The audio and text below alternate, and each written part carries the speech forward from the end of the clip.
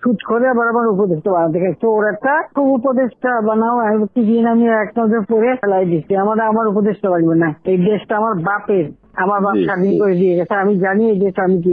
তো শুট করে আবার আমার উপদেষ্টা বানাতে গেছে। ওর একটা ও বলছে গ্রামীণ ফোনে সব ইনকাম গ্রামীণ ব্যাংকে যাবে, যে টাকা গ্রামীণ ব্যাংক গরিব মানুষের সাহায্য করবে। আর এই কথা করে আমার কাছে ওই গ্রামীণ ফোনের ব্যবসা দিয়ে এই নিউজ একটা টাকা পর্যন্ত গ্রামীণ ব্যাংকে দেয় নাই। আমি 400 কোটি টাকা গ্রামীণ ব্যাংকে দিচ্ছি, 400 কোটি টাকা। ওটা তার অন্যান্য প্রতিষ্ঠানে লাগাচ্ছে। না তখন গ্রামীণ ব্যাংক ফাইলে বক্সে ঢুকাই দিই। গ্রামীণ ব্যাংক তখন ওই শেষ হয়ে চলে যাচ্ছিল, বদলতে গ্রামীণ ব্যাংক মাঠে বসে গেছিল। ওটা সব গ্রামীণ ব্যাংকের সব টাকা তো লুচি হয়ে গেছে। তখন আমি প্রথমে 100 কোটি, তারপর 200 কোটি, তারপর আবার 100 কোটি, এটা 98 দিচ্ছি, চালু রাখছি। তখন এই গ্রামীণ ফোনের ব্যবসা ছিল, এই ব্যবসাটার থেকে যে লাভটা হবে সেই টাকাটা চলে যাবে গ্রামীণ ব্যাংকে, রেগুলার গ্রামীণ ব্যাংকে একটা সোশ্যাল ইনকাম থাকবে। এই বলে ব্যবসা নিয়ে তখন যখন ব্যবসা নাই, তোমায় বলে রাখি যদি কোনো প্রশ্ন ওঠে বলতে পারবা, 51% মালিক হলো বাংলাদেশ আর 49% হলো নরওয়ে কোম্পানি।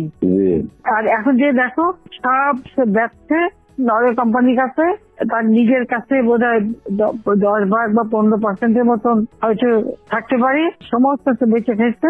আর একটা টাকা কোনোদিন গ্রামীণ ব্যাংকে এখান থেকে দেয় নাই। আর আমরা ফ্যাসিলিটি তাকে দিচ্ছিলাম, রেলওয়ে, ফাইবার অপটিক ব্যবহার থেকে শুরু করে সবকিছুতে তাকে সুযোগ দেওয়া হয়েছিল। গ্রামীণ ফোনটা তো অন্যদের থেকে সে সবচেয়ে বেশি সুবিধা পাইছে। ওর একটা রক্ত শিশে খাইছে সব, বলছি যে রক্ত শেষা, গরিবের রক্ত শেষা। 30% তার হিসাব করলে 30% সুদ হতো। সে যা গ্রামীণ মানুষকে যে লোন দিত তাতে তার যে কম্পাউন্ড ইন্টারেস্ট যদি আপনি ক্যালকুলেট করেন 40-47% হয়ে যেত। দেখে এমন হয়, তাহলে আর লোকের আর কি থাকবে, ও তো গরিব আরো বেশি করে হয়ে যাবে। তোমরা তো ইতিহাস জানো না, হিলারি ক্লিন্টন নিয়ে গেছিল যশোরে, তার হাত দিয়ে গ্রামীণ ব্যাংকে ঋণ দেওয়ালো। এরপর সেই লোকগুলি সাধারণ গরিব লোক, হরিজন গ্রুপ, তারা ওই এলাকায় আর থাকতেই পারে নাই, কারণ ওই ইন্টারেস্ট দিতে তারা ফকির হয়ে নিজের যে বাড়িঘর ভিটা মাটি তাও কেড়ে নিয়ে গেছে। তারপরে তারা ওই এলাকার থেকে হারাই গেছে।